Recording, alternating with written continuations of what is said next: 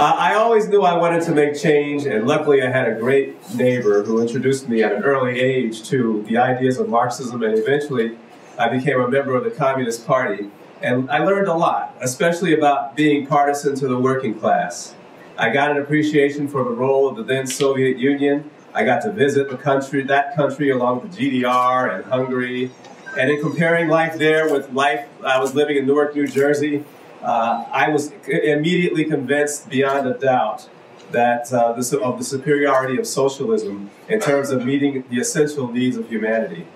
After Gorbachev's wrecking ball of perestroika, however, and that was crashing down on the heads of the worldwide working class, I began drifting away from the Communist Party and didn't return to any activism until the mid-90s.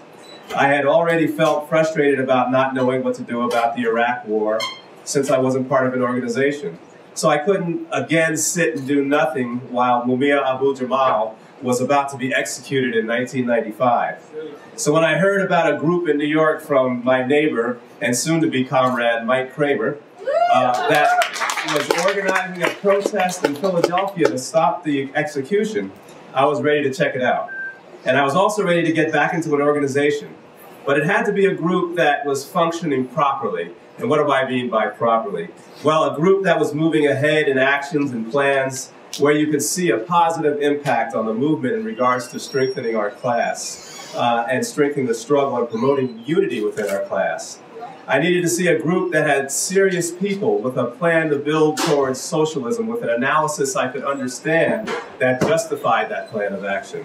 I needed a group that had a structure that worked in terms of moving things forward and using principles of what some call processes, dedicated to building a representative multinational organization. And although I list this last, it's an absolute deal breaker. I needed a group that felt comfortable. Well, let me tell you about my first meeting with Workers' World. I first came to the party's office on 14th Street.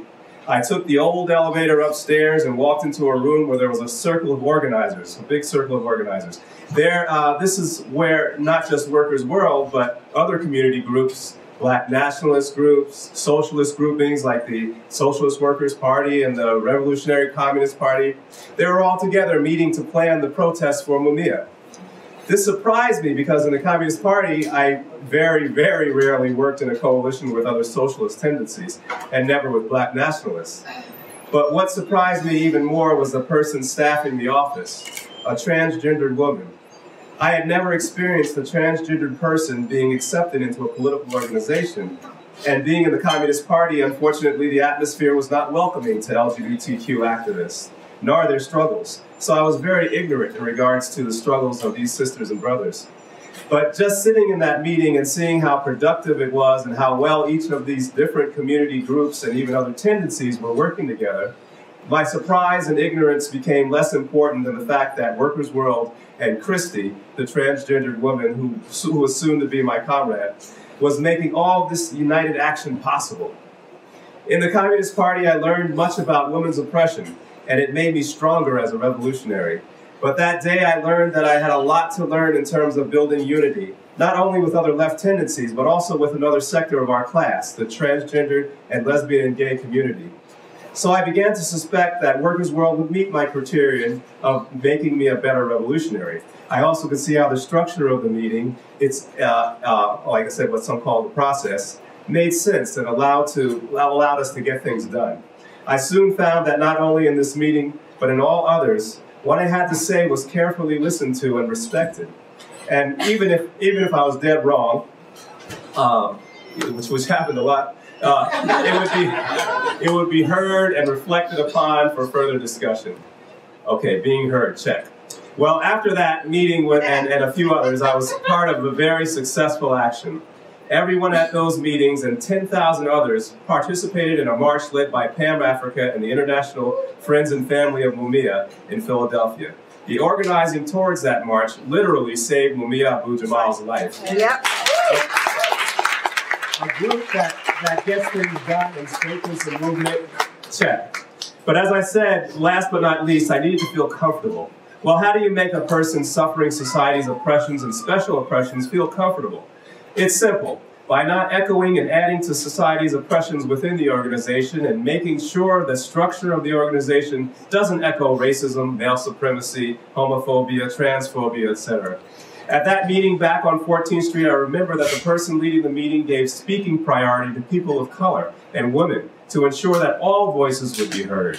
I remember how comfortable that made me feel. I saw in the leadership of Workers' World that there were so many people of color and women, and that made me feel comfortable.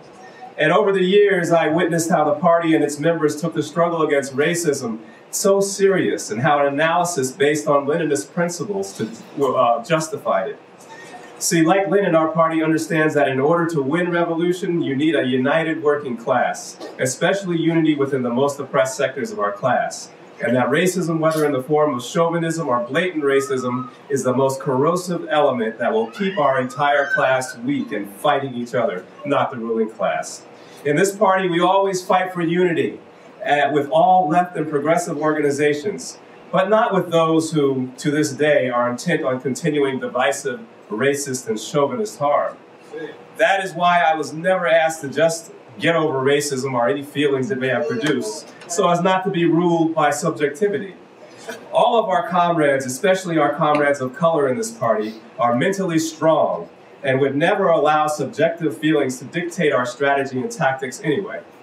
Our party wouldn't get over divisive behavior, especially against people of color, especially when done in an opportunistic and intentional way, because there is the objective necessity of not allowing COINTELPRO-like poisonous viruses entry or re-entry.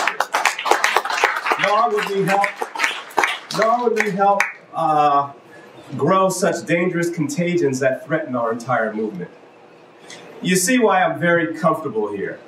So if you're like me and you need a party to grow in, a party whose actions and organizational methods make sense, and a place that wants your contributions, a place where you can feel comfortable growing revolution, you don't have to look any further. Join Workers' World Party.